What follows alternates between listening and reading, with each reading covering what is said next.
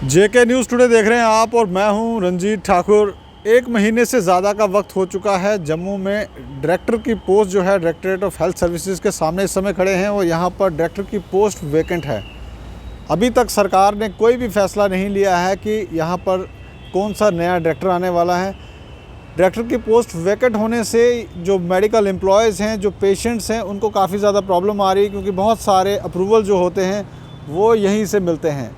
और मगर यहाँ पर अभी पोस्ट वेकेंट है, जिससे यहाँ के एम्प्लॉयज़ को काफ़ी ज़्यादा प्रॉब्लम आ रही है। मैं Sushil Sudan, president Jammu Kashmir medical federation. Sir, आपका बहुत बहुत धन्यवाद कि आपने इस इशू को उठाया है।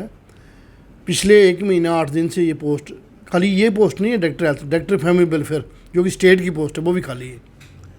और चाहिए तो ये है कि 1 महीना पहले अपॉइंटमेंट होनी चाहिए, सीनियरिटी के हिसाब से करनी है इन्होंने।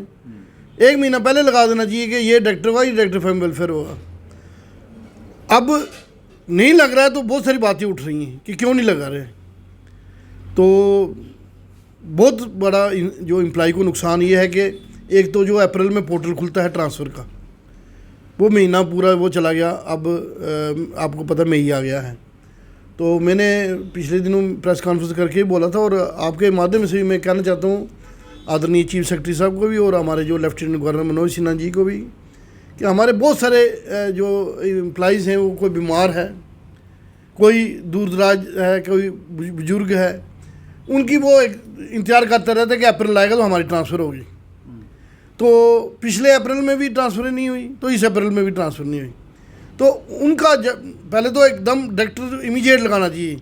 जब भी डायरेक्टर लगाएं 1 महीना उसका पोर्टल खोलना चाहिए, ताकि जो लोग इंतज़ार कर रहे हैं उनकी ट्रांसफ़र जो है हो सके। मगर मेडिकल हेल्थ में बहुत सारे ऐसे लोग हैं जिनका बहुत नाम है और बहुत लंबे समय से वो काम कर रहे हैं एडमिनिस्ट्रेशन में। क्या आपको नहीं लगता कि उनमें से किसी को चुनकर लगा देना चाहिए था? नहीं सर, मैं तो हमारे तो यही है कि यही होता है कि जो सीनियरिटी में जो साथी होते हैं कि उनको ही लगाना होता है। आज तक तो यही था, 75 साल में ऐसा ही हुआ है। मगर ये पहली दफ़ा हुआ है आज़ादी के बाद कि ऐसा सिस्टम हुआ है कि 1 महीना 8वें दिन से पोस्ट ही खाली पड़ी हुई है। और मेरे को अभी लगता भी नहीं है कि ये पोस्ट भरी जाएगी, क्योंकि पिछले दिन जब मैंने प्रेस कॉन्फ्रेंस ये मुद्दा उठाया तो इन्होंने कुछ इंस्ट्रक्शंस पास किए हैं सेक्रेटरी साहब ने। उसमें जो हमने कहा था कि जो किडनी के पेशेंट हैं, जो लीवर के पेशेंट हैं, जो ट्रांसप्लांट कराने के लिए बाहर जाते हैं दिल्ली में, तो उनको भी डॉक्टर की वो एक साइन की ज़रूरत होती है। तो उन्होंने शायद डायरेक्टर हेडक्वार्टर को अथराइज़ किया है कि वो गवर्नमेंट से, मतलब सेक्रेटरी साहब से अप्रूवल लेकर उसको वो बाहर भेज दें। तो दूसरा जो फैमिली वेलफेयर का है, तो उसमें जो चीफ अकाउंट अफसर है उनको भी इन्होंने इंस्ट्रक्शन पास किए हैं कि जो तनख्वाह है, मगर उनके पास अभी भी नॉन प्लान की जो तनख्वाह है वो निकली गई है, मगर जो प्लान की तनख्वाह है वो अभी नहीं निकली है।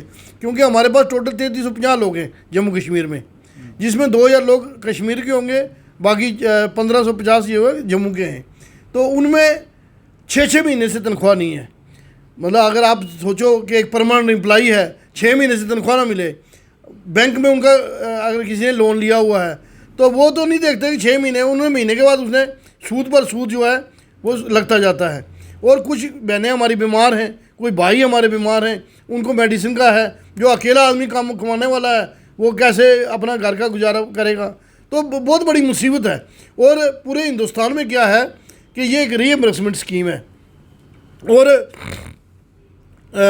स्टेट अपने बजट से पैसा खर्चती रहती है, और सेंटर टाइम टू टाइम जब पैसा ये देते हैं कि हमारे पास पैसा खर्च हो गया, वो सेंटर द्वारा भेजता रहता है।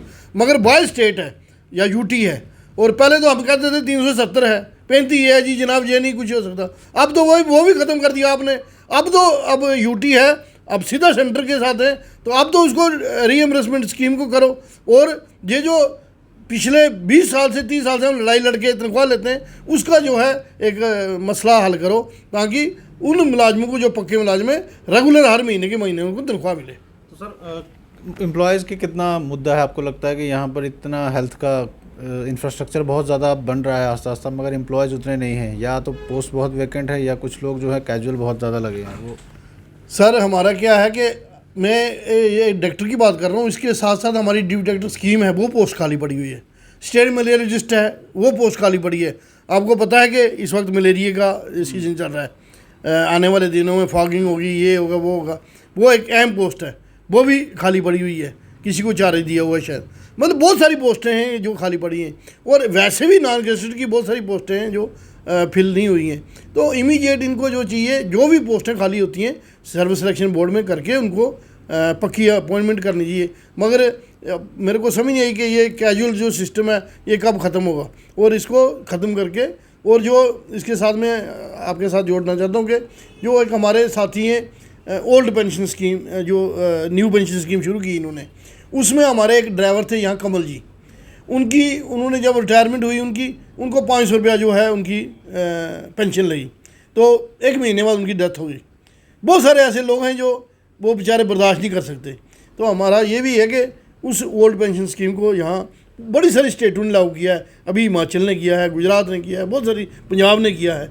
तो यहाँ भी जो है ओल्ड पेंशन स्कीम लागू हो, ताकि एक सोशल सिक्योरिटी होती है परिवार की, वो जो है उसको बचा के रख सके। तो जो सेंटर स्कीम जैसे NHM में लोग लगे हैं, वो भी काफ़ी देर से बोल रहे हैं कि उनको परमानेंट करें या उनकी तनख्वाहें काफ़ी ज़्यादा करें, वो उसमें आपको लगता है कुछ? सर वैसे तो NHM मिशनरी है, नेशनल मिशन का, मगर अगर कोई पॉलिसी बनाए तो वो तो ठीक है, अगर पॉलिसी नहीं बनाए तो फिर उनको वो कुछ रखना चाहिए कि इतनी देर के लिए आपको रखा है, उसके बाद, क्योंकि वो जब 5 साल 6 साल हो जाते हैं फिर वो कहते हैं जी हमें रेगुलर करो, तो वो कहते हैं नहीं जी हम रेगुलर नहीं कर सकते, आपने एफिडेविट दिया हुआ है। मगर जो आदमी लग जाता है वो उसकी एक इच्छा होती है कि मैं भी अब इसमें परमानेंट काम करूँ। अभी आपको पता है DRDO में से इन्होंने लोग निकाले हैं, बहुत सारे ऐसे सिस्टम है। मगर उसका एक क्लियर कट होना चाहिए कि जिसको भी कुछ लगाना है तो उसको जो है जल्दी से जल्दी जो 6 महीने के लगाना है, साल के लगाना है, 2 साल के लगाना है, वो लगा के तो उसको फिर उस टाइम में निकाल देना चाहिए। फिर ये एक्सटेंशन करते रहते हैं, तो फिर उनको थोड़ी इच्छा पैदा होती है कि नहीं अब ये अब हमें एक्सटेंड कर रहे हैं तो हमें ये क्या पता परमानेंट कर लें। तो मगर जो मिशनरी लोग हैं वो उनका मैं नहीं कह सकता, मगर पॉलिसी बना के अगर कोई ऐसा बन सकता है रेगुलर का, बहुत सारी स्टेटों ने किया भी है, तो रेगुलर करना चाहिए उनको।